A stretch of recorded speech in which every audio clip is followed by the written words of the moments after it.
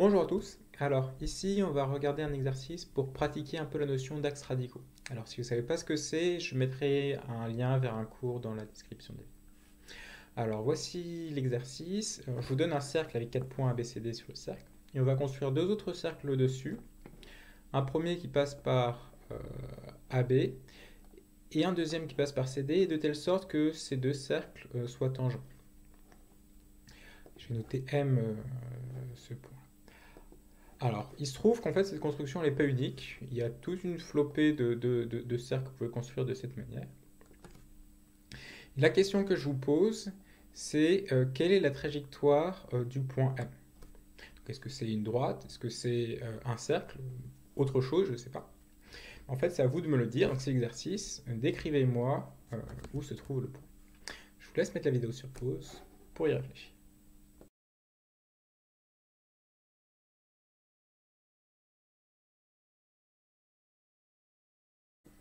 Alors pour vous aider, je vais vous proposer un autre exercice qui est plus facile, mais qui va nous donner des idées après pour la solution. Alors je modifie un peu le problème maintenant, mes deux cercles ils se croisent en deux points, F et G. Ce que je vous demande de montrer, c'est que si je trace les trois droites, donc passant par BD, AB et FG, ces trois droites se croisent en un même point qu'on notera. Voilà, je vous laisse remettre la vidéo sur pause pour y réfléchir.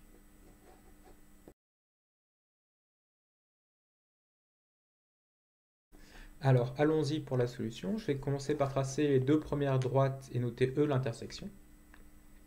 Alors, AB, c'est l'axe radical entre le premier cercle et le deuxième cercle. Donc, tous les points sur cette droite, définition de l'axe radical, ils vérifient l'équation que la puissance du point par rapport au premier cercle est égale à la puissance du point par rapport au deuxième cercle. Alors, on peut faire ça pour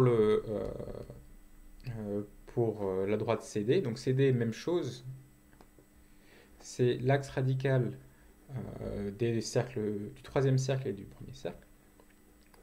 Et donc on a la même équation. Et si on a ces deux équations, directement on a que la puissance de E par rapport au deuxième cercle, c'est la puissance de E par rapport au troisième cercle. Et encore la définition de l'axe radical, ça veut dire qu'il se trouve bien sur l'axe radical de ces deux cercles, c'est-à-dire la droite FG. Alors là, on voit que le point E, c'est un point intéressant. Et bon, alors je vous laisse repartir au premier exercice et voir si c'est possible maintenant de terminer et de comprendre où se trouve le point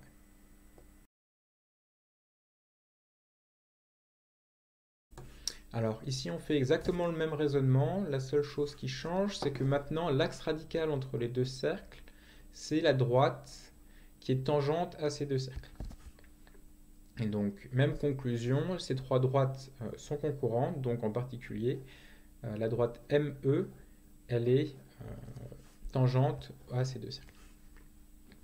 Maintenant, rappelez-vous la définition de ce que c'est que la puissance. La puissance, elle ne dépend pas de la droite qui passe par le point. Et dans le cas général, la puissance est donnée par le produit de cette première longueur, AE fois BE. Et dans le cas où la droite est tangente, on a que c'est simplement donné par ME carré. Donc pensez peut-être que A et B se retrouvent tous les deux en M, et on a cette égalité. Et ça serait écrit simplement, on a que la distance ME est égale à AE fois B. Donc on la connaît. Donc maintenant, si je vous demande quels sont tous les points de la figure qui vérifient cette égalité, c'est clair, c'est le cercle, donc de centre E et de rayon AEP. Voilà, donc vous pouvez vérifier, ça fonctionne très bien. Et ça termine l'exercice. À très bientôt.